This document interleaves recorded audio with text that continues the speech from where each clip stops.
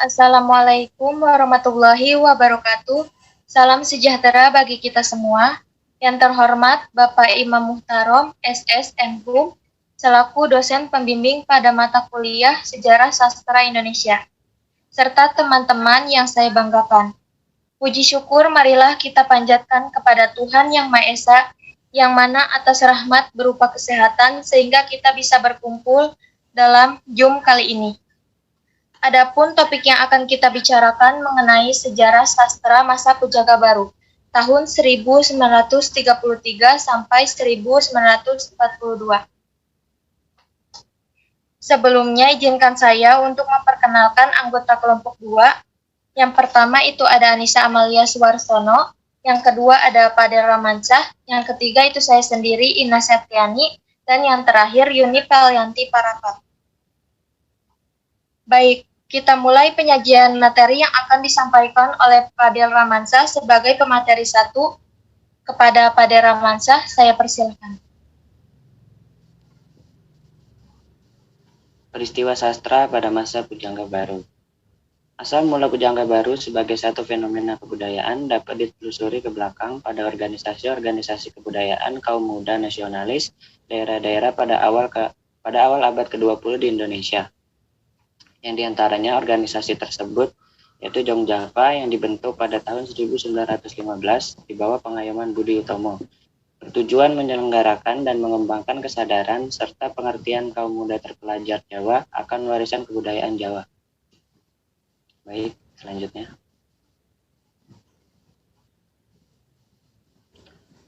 Dalam tahun 1917, gerakan ini diikuti oleh Jong Sumartungen Bon dengan tujuan yang sama, tapi juga menyadari adanya perbedaan etnis kedaerahannya. Karena itu menyatakan bahwa tujuannya hendak mengembangkan kesadaran kesatuan identitas di antara orang-orang Sumatera melalui penggunaan kesenian, bahasa, dan adat Sumatera. Salah satu jalan guna mencapai tujuan itu ialah mengembangkan bahasa Melayu sebagai bahasa umum yang mempersatukan orang-orang Sumatera. Bahasa Melayu ialah menyebarkan kesadaran akan kesusastraan Melayu dan mendorong kaum muda Sumatera yang berpendidikan Belanda agar menulis dalam bahasa Melayu sebagai pernyataan identitas bersama kebudayaan mereka. Dan itulah yang melahirkan apa yang sekarang pada umumnya dianggap sebagai awal puisi Indonesia modern. Selanjutnya akan dipaparkan oleh saudari Yuni. Yang pertama ada Sultan Takdir Ali Sabah. Motor dan pejuang bersemangat gerakan Pujaga Baru ialah Sultan Takdir Ali Sabana, lahir di Natal pada tahun 1908. Ia telah sejak tahun 1929 muncul dalam penanggu sejarah sastra Indonesia, yaitu ketika menerbitkan romannya yang berjudul Tak Putus di Rundung Malam. Roman ini diterbitkan oleh Balai Pustaka seperti juga roman-romannya yang lain. Roman kedua yang dituliskan berjudul Dian yang Tak Kunjung Padam pada tahun 1932. Dan yang ketiga berjudul Layar Terkembang pada tahun 1936. Selandia selanjutnya. Yang kedua ada Armin Jin Pane. Organisator Pujaga Baru ialah Armin Jin Pane. Adiknya Sanusi Pane yang 3 tahun lebih muda, lahir di Muarsipongi pada tahun 1908. Tahun 1923, ia mengunjungi sekolah kedokteran Stovia dan kemudian Nias. Tetapi keinginan hatinya tertumpu pada bahasa dan sastra, maka ia pindah ke AMSA 1 Sastra Barat di Solo. Kemudian ia bergerak di Surat Kabar dan Perguruan Kebangsaan. Tahun 1933, Takdir dan kawan sekolahnya Amir Hamzah menerbitkan majalah Pujaga Baru. Baik, selanjutnya akan dijelaskan oleh Ina. Baik, terima kasih Yuni. Materi selanjutnya akan dipaparkan oleh saya sendiri, Amir Hamzah. Dalam lingkungan Pujaga Baru ada 2 orang penyair yang dikenal sebagai penyair religius atau keagamaan. Yang satu Amir Hamzah Islam, sedangkan satu lagi J.E. Tatengkeng Kristen. Sebenarnya keduanya tidak semata-mata menulis sajak. Keduanya juga menulis prosa, baik berupa esai, kritik, maupun sketsa. namun mereka lebih terkenal sebagai penyair. Dalam majalah Pujangga Baru tahun 1933 sampai 1942, ia pun mengumumkan terjemahan lengkap karya sastra klasik India, Bangabad Gita melalui bahasa Belanda. Karangan-karangan yang semula tersebut dalam majalah itu kemudian dikumpulkan dalam buku Habibie Yasin yang berjudul Amir Hamzah, Raja Penyair Pujangga Baru tahun 1963. Telaah Amir Hamzah tentang sastra Melayu lama dengan judul Sastra Melayu Lama dengan tokoh-tokohnya terbit di Medan tahun 1941. Selanjutnya, Jan Engelbert Tatengkeng lahir di Sangihe pada tanggal 19 Oktober tahun 1907. Ia adalah seorang penyair beragama Kristen yang taat.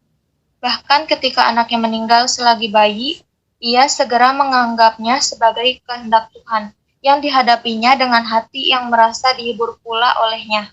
Seperti dapat kita baca dalam sajak Anakku. Rindu Dendamialah satu-satunya buku J.E. Tatengkeng yang pernah terbit.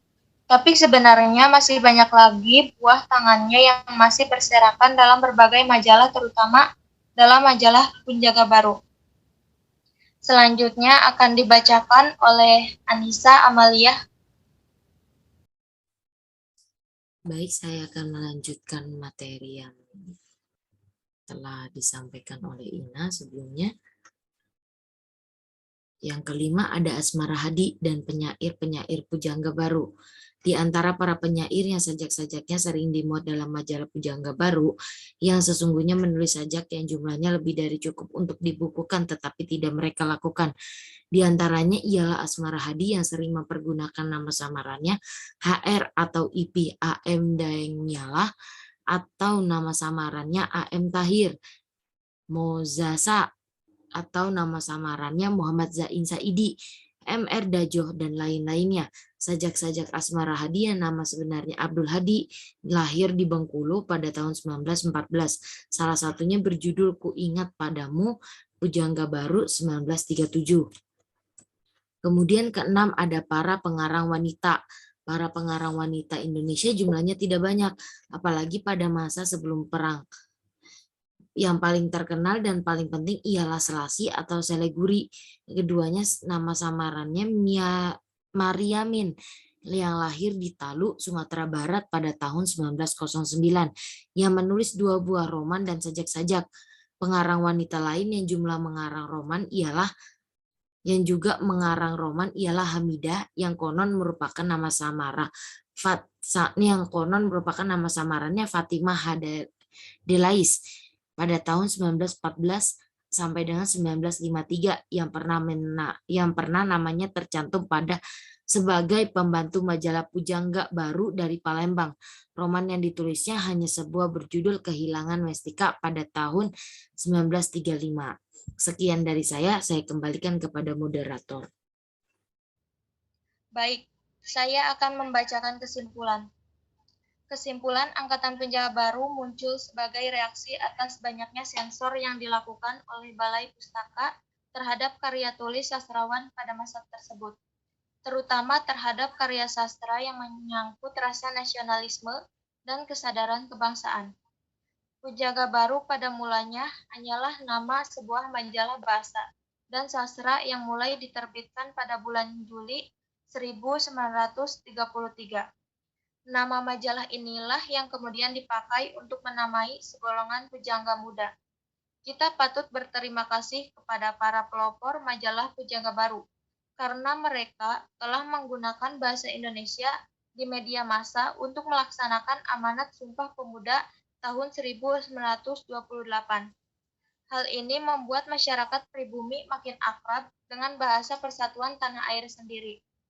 Baik, sekian, terima kasih. Jika ada kekurangan atau kesalahan kata, kita mohon maaf. Saya akhiri. Wassalamualaikum warahmatullahi wabarakatuh.